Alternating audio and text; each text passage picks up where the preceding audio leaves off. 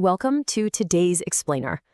Up to 1 in 10 people experience this incredibly isolating phenomenon where their external expressions completely misalign with their internal feelings. It's a fascinating, honestly kind of misunderstood topic, and it really touches on how our brains process and then project what we feel. So we're going to be unpacking a phenomenal article today that gives language to an experience so many people have, but very few actually know how to describe.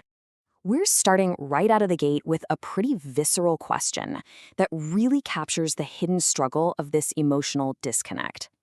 Have you ever felt deeply emotional but just unable to show it? Seriously, think about that for a second. Imagine knowing with absolute certainty that you are experiencing something profound, yet your body simply refuses to broadcast it to the world. It's wild, right? The source material describes this feeling beautifully.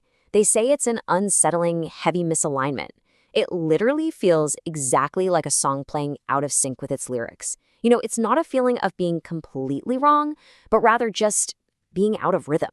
You know the words, you feel the melody, but they just aren't matching up when they play out loud. Section 1. The emotional disconnect. Internal versus external. Okay, let's look at this stark contrast. Internally, there might be this quiet shattering going on, heartbreak, chaos, an undeniable ache, heavy sinking feelings, just total chaos on the inside. But the external expression, it stays totally still. It might be numb.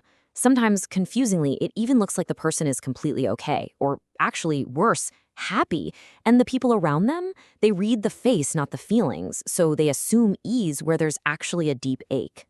So, unable to explain this disconnect to yourself or anyone else, you start manually monitoring your expressions. You literally rehearse your reactions. You adjust your tone manually. It's like you're an actor performing in a play, but you don't fully understand the script. And honestly, it is an exhausting way to live, manually operating a face that everyone else just seems to have on autopilot. Section 2. Discovering Alexithymia, a validating mirror.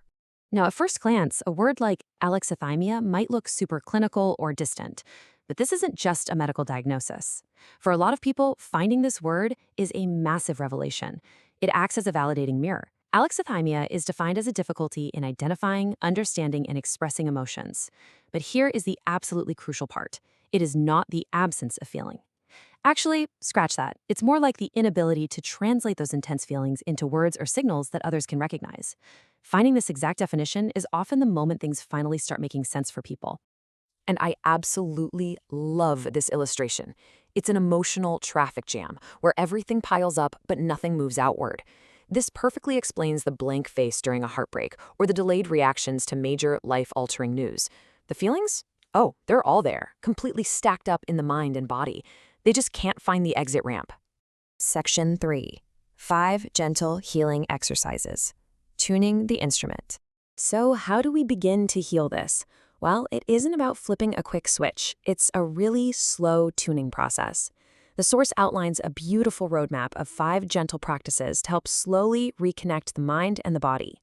These steps are name before you frame, the body check-in, the mirror practice, emotion journaling, and safe conversations.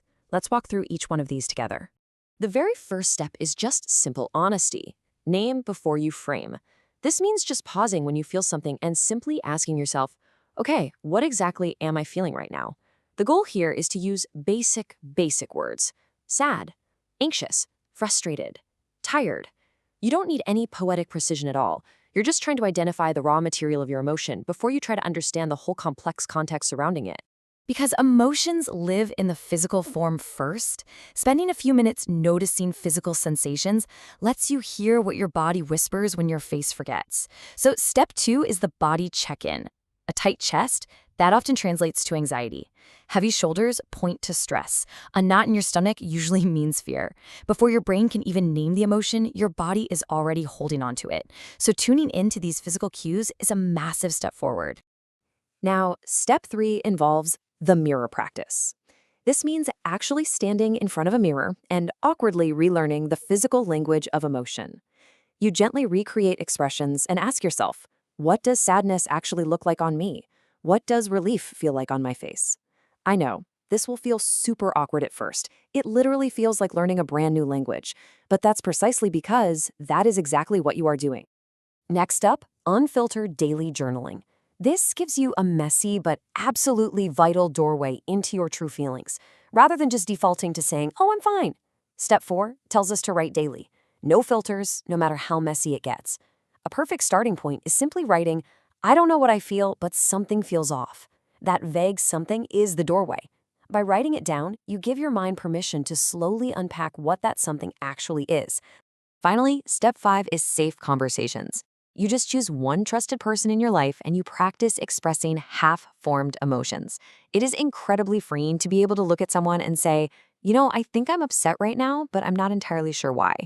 You don't need a perfectly rehearsed TED Talk for your feelings. You just need the bravery to try communicating them. Section 4, a note to others, extending empathy. This all builds into a really important plea for empathy. If someone's expressions don't match the moment, their emotions might just be untranslated. If you see someone reacting strangely to big news, please don't rush to judge. Not every smile means happiness, and honestly, just as importantly, not every blank face means indifference.